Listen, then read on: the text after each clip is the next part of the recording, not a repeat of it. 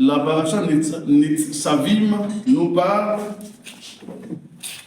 de plusieurs principes fondamentaux de la foi juive, à savoir l'unité du peuple juif, l'exil du peuple juif pour avoir abandonné la Torah, et cela vous pouvez le voir dans Jérémie chapitre 5 verset 11 et Jérémie 29 verset 10.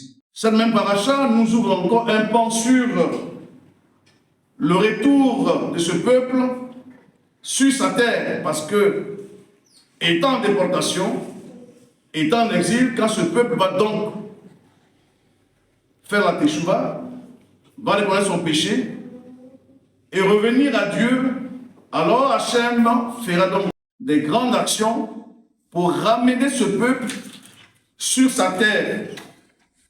Et c'est pourquoi Jérémie disait ceci, Ézéchiel disait ceci, c'est pourquoi tu diras ici par le Seigneur, l'Éternel, je vous rassemblerai du milieu des peuples, je vous recueillerai des pays où vous êtes dispersés, et je vous donnerai la terre d'Israël.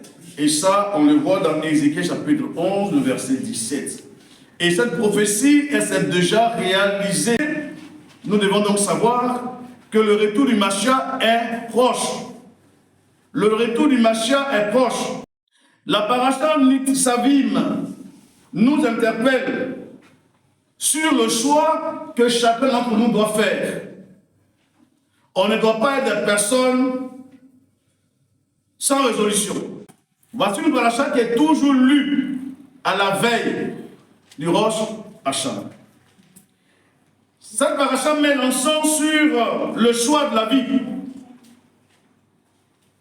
Il dira, vois, j'ai placé devant vous, toi, aujourd'hui la vie et la mort, la bénédiction et la malédiction, mais choisis la vie. Ça, on le voit dans Deutéronome, chapitre 30, verset 19. Mais pourquoi la Torah nous demande-t-elle de choisir la vie? Parce qu'elle nous parle de l'ensemencement de la vie éternelle. Elle nous révèle que l'homme ne vit que pour Hachem. L'homme ne vit pas pour lui-même.